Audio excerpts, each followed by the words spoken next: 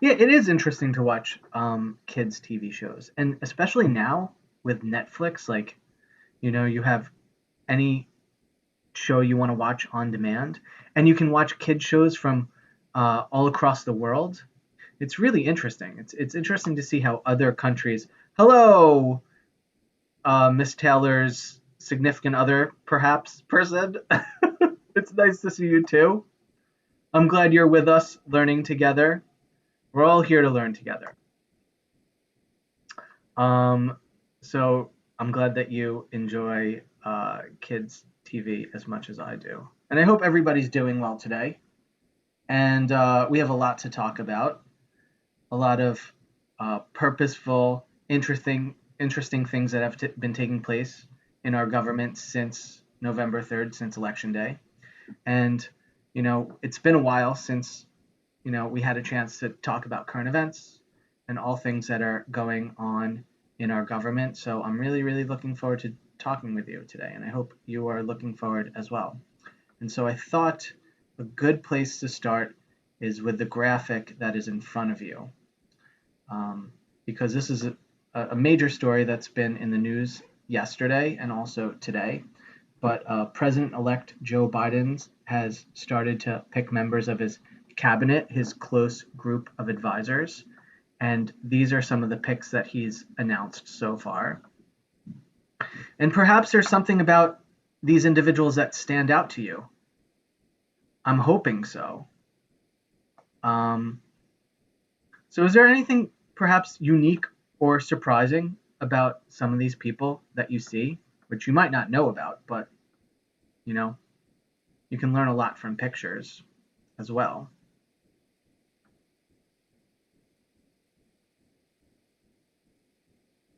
Just open my chat box.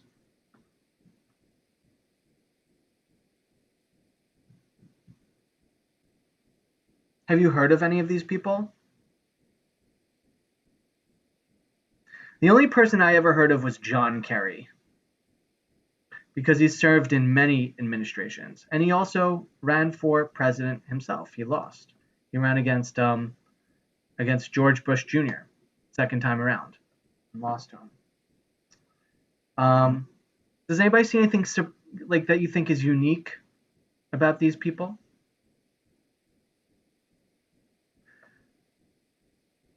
So you might see some similarities or connections between his cabinet and his vice presidential candidate pick.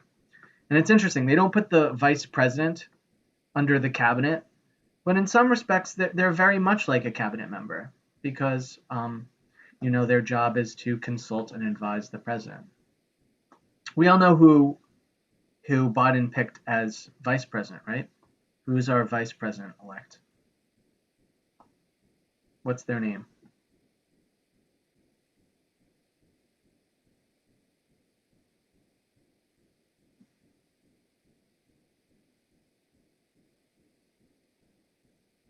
Kamala Harris, right? So, what's unique about Kamala Harris?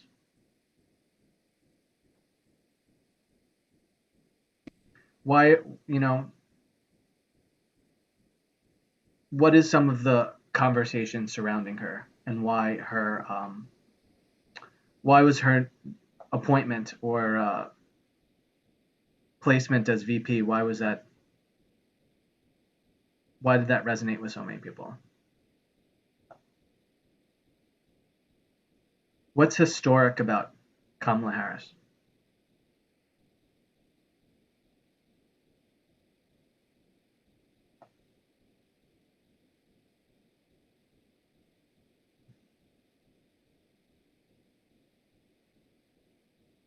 Thank you, Abigail. Yeah, her mom is from India. Her dad is Jamaican.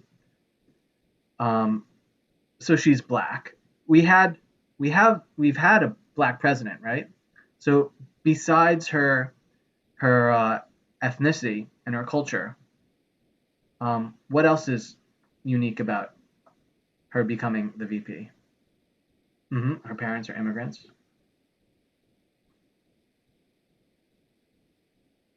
Oh, I just saw the little asterisk. Yeah, she's the first woman vice president. Okay, and similar, Biden made a promise to America that he would have the most diverse group of advisors that he surrounds himself with. So you can see we've had woman ambassadors to UN before. I don't know if we've had a African American appointee as ambassador. I don't think so. I think this is probably the first time. And also, this is the first time a woman's been appointed to the to be the director of national intelligence. And so people are talking about that because typically military positions. This is a military position. So when we're saying national intelligence, it's not just like your knowledge about all things in the world. It's basically about other countries and their defense capabilities. So this is very much in line with like a senior kind of military position. So this is the first time that a woman has been appointed to that role. It's also the first time that a Hispanic has been appointed to Secretary of Homeland Security. And so when you think about Trump's approach to Homeland Security and border control, the fact that it was very much targeted and in opposition of Spanish speaking immigrants coming to the United States, I think people are talking about how this really sends a signal and a different tone to choose a Spanish speaking American as the Secretary of Homeland Security. So that's some of the talk that's surrounding these his cabinet as individuals. So let's talk about a little bit about what happens next. So these are his appointments, right? What has to take place before these individuals get these super high important jobs? Who gets the final say over that?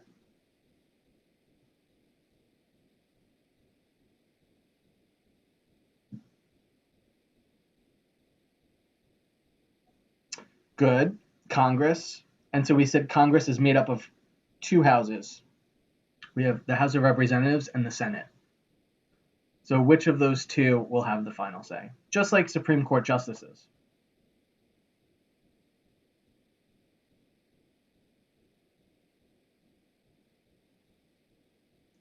So the president appoints, and then who has the power to confirm the president's appointments? The Senate. Great. Very good. And do you remember prior to November 3rd, which political party controlled the Senate? Who had the majority of seats in the Senate? Was it Republicans or Democrats?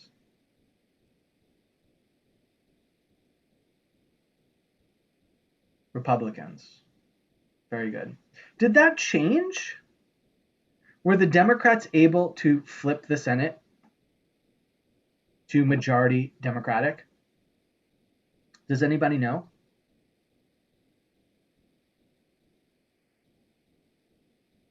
Or did Republicans hold on and maintain control of the Senate?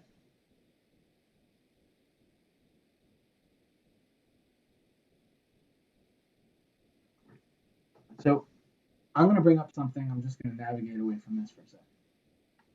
And I want to go to, let me go back a bit. This was the website that I shared with you.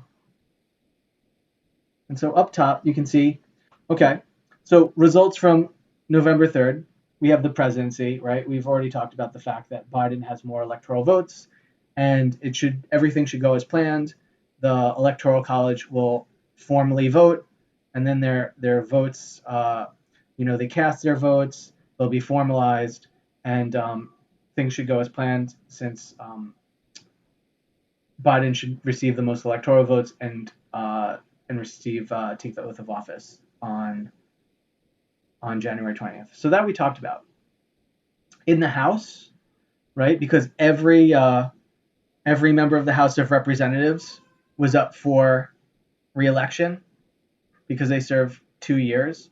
You can see that Democrats still control the House. So they did lose some seats in the House, but that's really not the most important thing.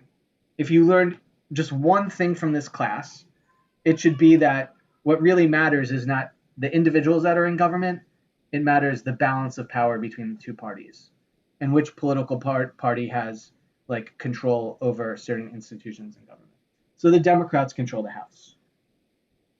And then when we go to the Senate, it's interesting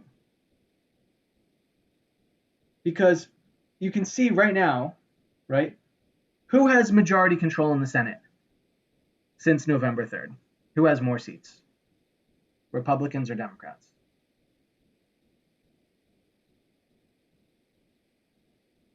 Republicans. Mm-hmm. Right? How many more seats do they have? Two more. Two more. But you can see that this doesn't add up to 100. Now, why is that? If you look closer, it says 2 seats remain. And both of those seats are the 2 senators from Georgia. And the reason why is the way that the election went in Georgia was they had more than 2 candidates.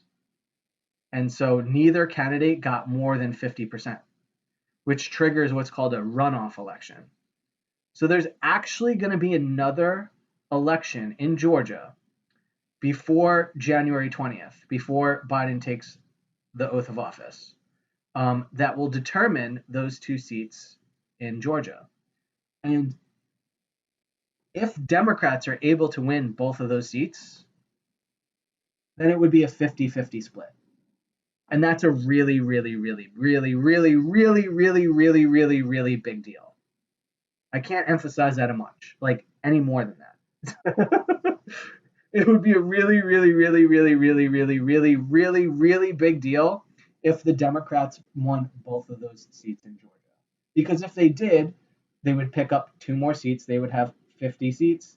The Republicans would have 50 seats. There would be a tie, but what happens if there's a tie in the Senate? Who gets the final vote?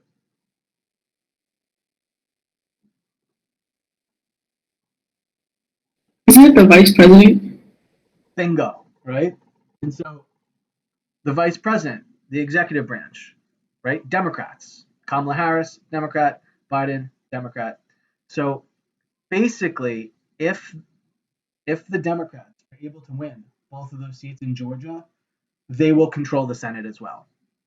They will control the executive branch, they'll control the Senate, they'll control the House of Representatives, and they could basically pass whatever laws they wanted to because they would have majority control.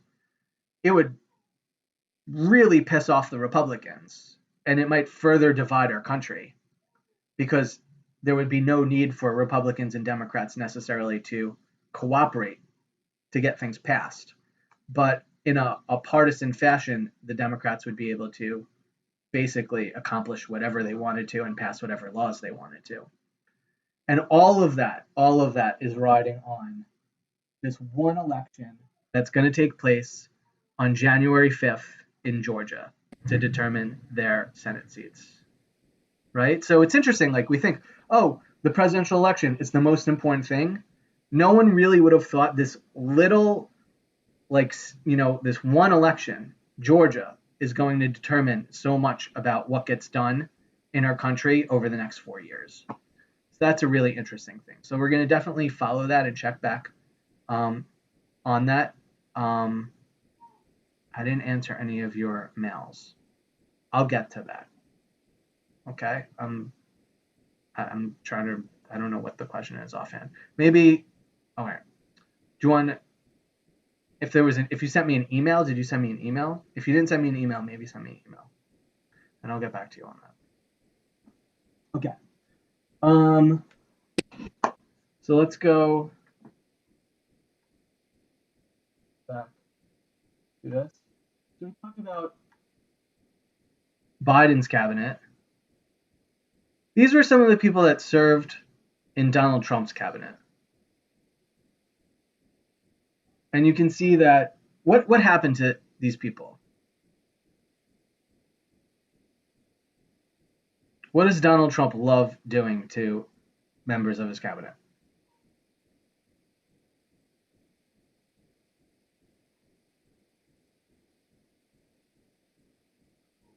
They got fired.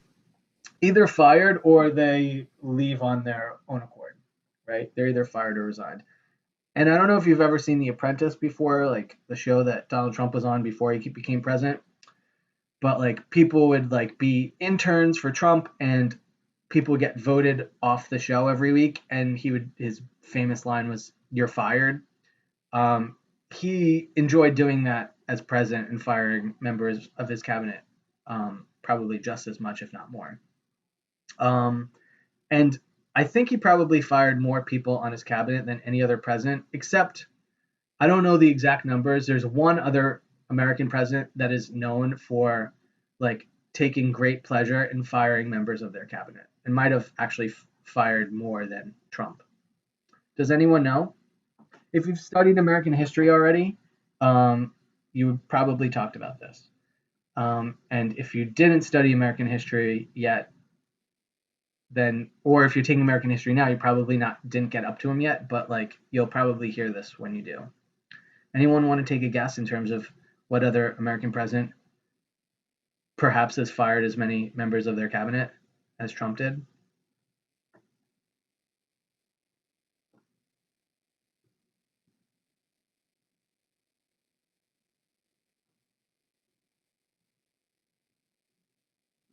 He's on the $20 bill, but he might not be for long, especially if Biden has anything to say about it. But there was a plan to switch him off the 20. Andrew Johnson. Very good. Who said that? Me. Awesome. Andrew Jackson. Um, so here's a political cartoon of Jackson, and you can see like he has his various cabinet members depicted as rats. He's stepping on one of their tails. He really despised the cabinet in general, and so he just consulted other people that weren't officially appointed to cabinet positions, and they took on the nickname kitchen cabinet. There's actually no need for a president to have a cabinet. There's like nothing that mandates that the president has to have a cabinet. It's part of what's called like the unwritten constitution. So we talked, you learned about implicit versus explicit, right? Whether rights should be implicit or explicit. Implicit means like there's nothing there's nothing said in the Constitution, but there's nothing that said that you can't do that in the Constitution.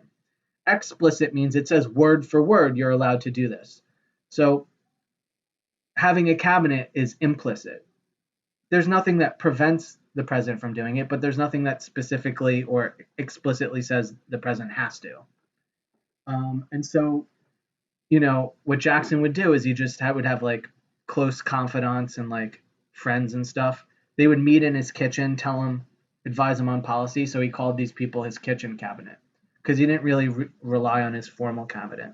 And Trump kind of does the same thing, right? Like, who's Trump's closest advisors? His friends and family. And he has like Ivanka Trump, and he has Jared Kushner, his son-in-law, who are also like in formal positions, like very much like his closest advisors. There's a lot of similarities between Trump and Andrew Jackson. And so when you learn more about Andrew Jackson, it's interesting to talk about the connections of the two. They used similar language. They both considered themselves populists, presidents of the people, right? That like they weren't really part of Washington. They were like political outsiders. So do I think that Jackson should be on the $20 bill?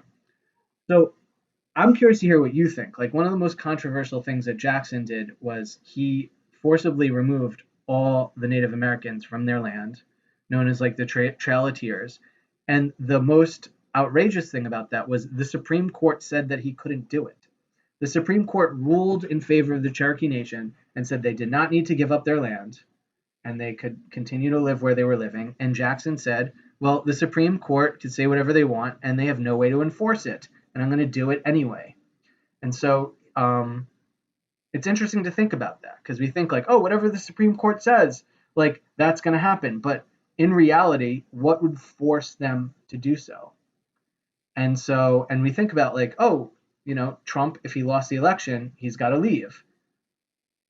And then you should think about like, well, if that doesn't happen, what's going to force him to do so? Will he be forcibly stopped from that? Are people going to listen to the president? Are people going to listen to the courts? And in this case, the president did what he wanted to. Do you know who's been planned to? Because they already had a replacement for Jackson on the $20 bill. Do you know who was supposed to replace him on the 20? And then this got held up. It never happened. But I wouldn't be surprised if the Biden administration goes about pursuing this change that has been in the works. I could probably find a picture of it. Do you guys want to guess before I pull it up?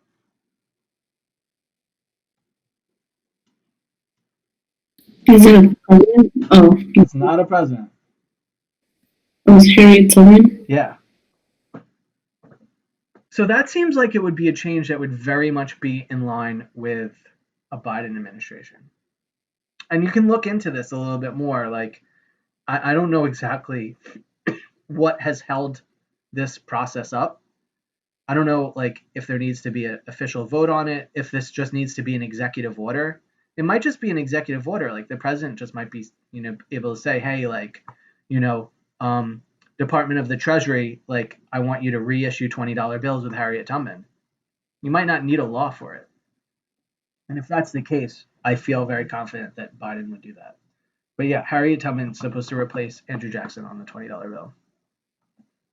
But if the president has anything to say about that, it seems it's not surprising that Trump didn't actually pursue that change during his administration. Okay. So that's a little history. I like to throw in a little history here and there because there's good connections between, what's happened in the past and what's going on today. It's very much all the same. It's the same political system. Okay? Let's take a little break from government, unless you can make a connection to government with this too if you'd like to, but this is an important thing to think about. What are you thankful for? Put something in the chat. I'm curious to hear your answers to this question. And I'm going to pour myself a little tea for a second.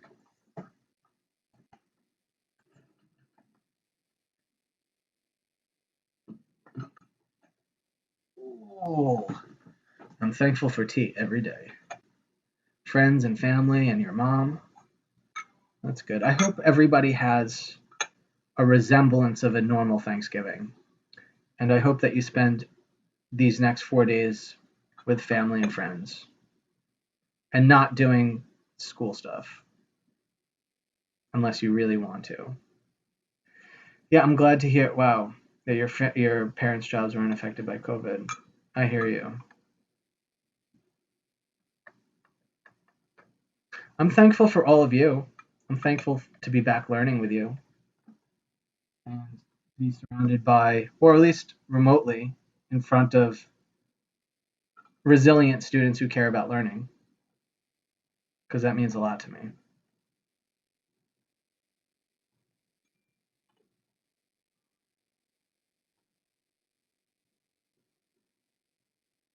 Yeah, staying safe during the pandemic. I'm My wife was just telling me that I think my parents like want to wear masks when we come over for Thanksgiving, which I don't know how you eat with masks on. I don't know. But life is starting to get scary a bit more. It's like the highest infection rate since the beginning of the pandemic. So it's a scary time. And I think one of the worst things is the whole pandemic really separates us from our loved ones.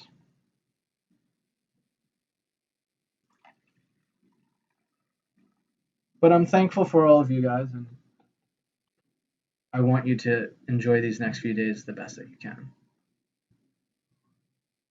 I will, Abigail. Thanks for that. Okay. So here's a little check for understanding I have for you based upon what we've talked about in regards to Biden's cabinet. So two headlines. One is from a liberal newspaper, one is from a conservative paper. Which is which? And why do you think that?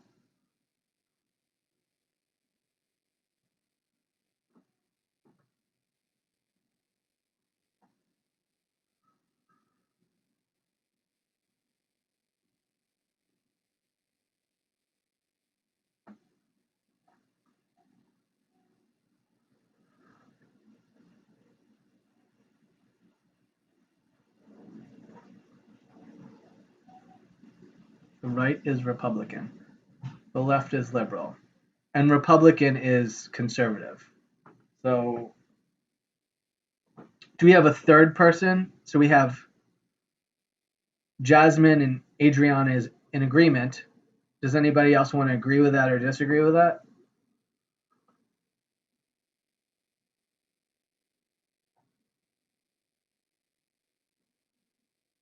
Going once, going twice. I'll agree with that. But maybe you can tell me why you feel that way.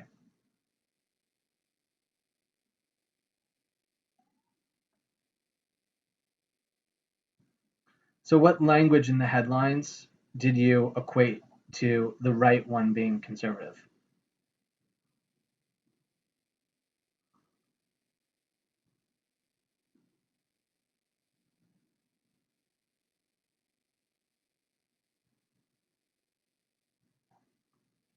What did you think, Adriana? Why did you come up with conservative for the one on the right?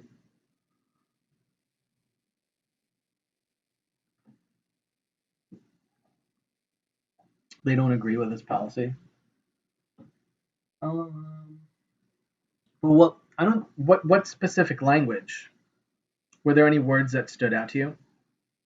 Because it doesn't say specifically that they don't agree. Oh, ready to lead the world. Yeah. So this is speaking to like a positive light, right? Um, that his picks are ready to take this approach in terms of welcoming the world back to like collaborating with America, right? So this is from the New York Times. Did you guys even see this? You know what? I missed it at first. It says Fox News over here. So like I at first, you know what? In my first period class, nobody noticed that. My second period class, I think people noticed. So maybe you noticed as well that it does say Fox News like right there, which we know is a conservative paper. But you know what's interesting? So it says take aim. That sounds like you're being critical of something if you say take aim. But it's strange how they use the term Ivy League, right? Like, is that a bad thing to be called if for somebody to call you Ivy League?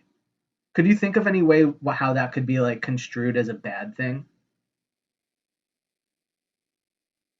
Because I think like Ivy League, like, oh, I got into a really competitive college. I got into a desirable college, a really, really competitive college because I'm smart and I know things and I'm capable. But how might it be bad if you call someone Ivy League? What other meanings do you think that could have?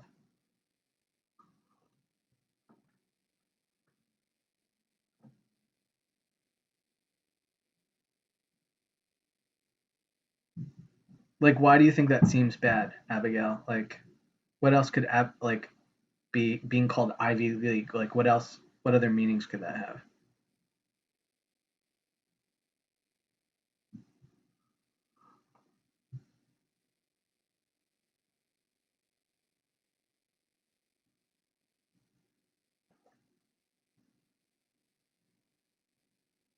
You know that there's always that image of someone, oh, Ivy like poison. I didn't think of that. But I did think of like, oh, this person's a know-it-all. They think they know everything.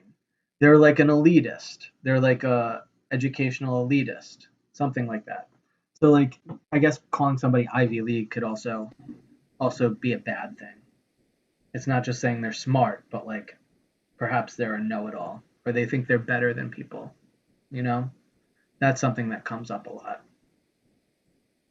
Like sometimes people, they feel like their education makes them better than someone who went to I don't know, a less competitive school or something. Okay, so those are our headlines. I want to go back to this website. Uh, no, not that website. We'll get to that. Okay. Um, so we talked about the Senate. We talked about the House. I just wanted to talk a little bit about the presidential race.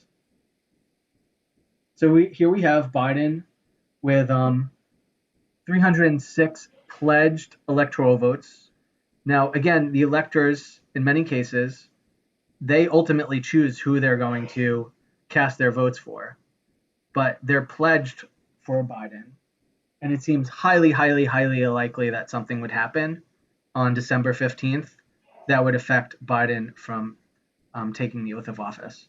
But do you know which of these states flipped? Like in 2016, they voted for Trump, and then this election, they voted for Biden. Do you know any of um, the states that flipped that allowed Biden to get more electoral votes?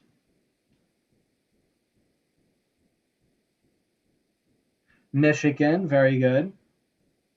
So Michigan flipped last election, they voted for Trump. There are a few others. Wisconsin was one of them too. Look how close that is. I I, I think that this was one of the states they had a mandatory recount because it was like 0.3% difference. Arizona, very good. Arizona, look at that, 0.3% as well. It was actually, you know what was interesting? Fox News, right, which is a conservative news outlet, they called the election for Arizona for Biden before the New York Times did. And then Trump got really, really mad at Fox News because like he loved Fox News, but now like if you listened, like even I don't know if he's still doing it, but like he was tweeting like negative stuff about Fox News because they called the election for Biden. Um, there's two more. So we got the ones in like the Midwest. We got one in like the Southwest. There's one that's in the South, and then there's one that's really close to home.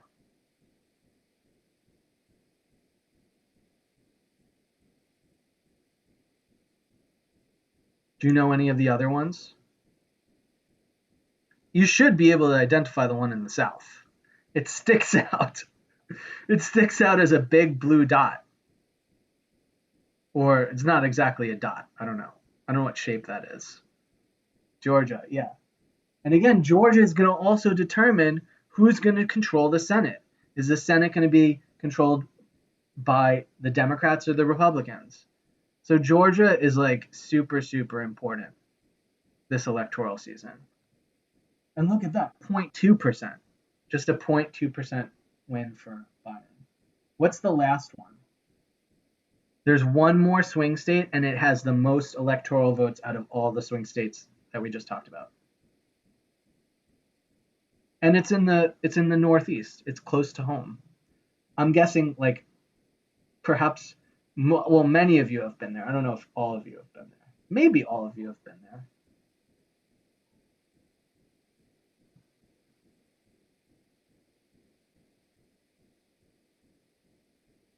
Anybody want to identify the last one before I tell you? Pennsylvania. Yeah.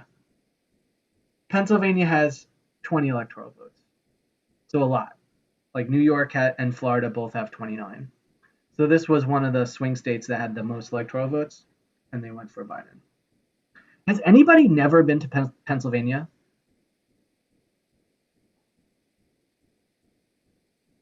Put something in the chat if you haven't been to Pennsylvania before. I'm curious. I feel like that's a state everyone from New York has been to. I always hear from students all the time like they went to like visit Pennsylvania or they have family in Pennsylvania and then they come back and they're like it's so quiet. There's so much empty space and it's so quiet. I'm like, "Did you like that?" They're like, "Yeah, I kind of liked it, but I'm glad to be back in the city." It's better than New York. Great Wolf Lodge. One of my friends got married there. I've never been there before, but I heard good things about it. Don't they have like a huge indoor water park? I think that's what it's known for.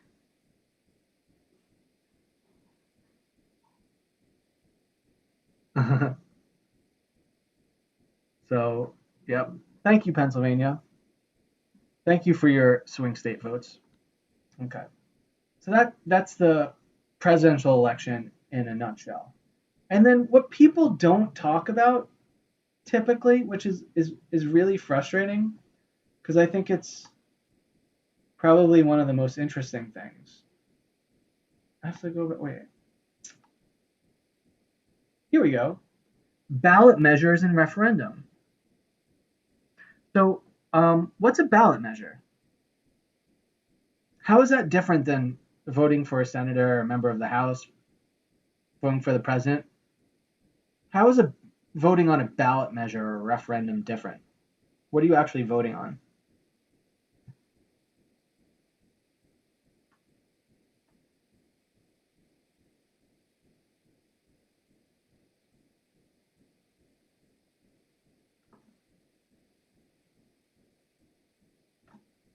I mean, I think many of you already looked at some of these things.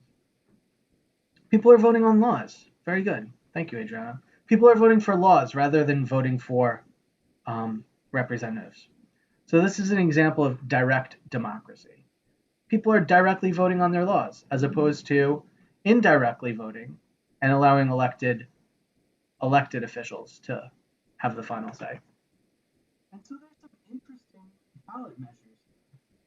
Were there any that you found most interesting? Like everybody was last class, they were pointing to the marijuana legalization ones. Look, another neighbor who now has legalized marijuana. So that decision was left up to New Jerseyans, who kind of pretty astoundingly voted to legalize marijuana. Some people think that this will be on the ballot in New York next election. Cuomo actually hinted at that. I think that becomes a much more likely, now that like one of our neighboring states has legalized marijuana as well. Yeah, I think it's a revenue builder. Especially like when a state goes into debt because they're collecting less in taxes. I mean, do you know how much money is collected from like taxing cigarettes and alcohol? A pack of cigarettes costs like $25. Without taxes, it's $4. So it's a lot of tax revenue. And so perhaps that is the incentive that the state needs to pursue marijuana legalization. So there's an increase in minimum wage that happened in Florida. There's lots of different ballot measures. And then where's the one in Mississippi? Because that's what I want to talk to you about. There was an interesting ballot measure in Mississippi. Does anybody know what people in Mississippi got to vote on? Where is it? Besides marijuana in Mississippi, people in Mississippi got to vote on whether or not they wanted to change their state flag. And do you know why that is? Do you know anything about the Mississippi state flag? So that's why I had this image up. This was the Mississippi state flag up until November 3rd. And I'm sure you've seen this symbol before. That's the Confederate battle flag, which is very much a symbol of hatred and slavery. There's other states that have Confederate imagery on their flags as well, but not the battle flag. And so, pretty astoundingly, the vast majority of Mississippians, I think it was 73%, voted to change their flag. Let's see if I can find their new flag. So this is their new flag. Pretty, right? So that will be their new state flag. But it's cool to leave that decision up to the people, right? Direct democracy is a great way to engage people, in democracy, right? By making decisions themselves as opposed to leaving it up to our elected representatives. So unfortunately, there were no ballot initiatives. There were no exciting ballot initiatives on our ballots this year from New York. There were none, but perhaps in the future. And who knows? Perhaps perhaps New York State will let us decide whether or not we want to legalize marijuana or something like that in the future. So all things to look to towards future elections. So that's our election update and some current events update, and I feel a lot better and relieved now that I think we're caught up and I got to talk to you and share some of that with you. And so the last thing that I would like to do together is, or that I think many of you have already done this. So two things. So in this little assignment, if you haven't already done so, I see some of you have. Make sure that you leave an observation, a question, and a prediction based upon the website that we just went over. And it could be something that we spoke to or something else that you see on your own. And if you've already done that, take a look at some of the comments from people that have, and you can leave a comment for a classmate, and you can see what other things people found interesting. And besides that, that will be your last assignment for the week. You will have no additional assignments over break. I want you to relax, enjoy this time, focus on yourself, focus on your family. Watch the news, read the news, know what's going on in the world, but take some time to disconnect from school. We all need that. And then I will see you again on Monday so we can continue learning together. So spend some time doing that, doing this reflection if you haven't yet done so. And if you did that, great. And I will see you on Monday, people. Happy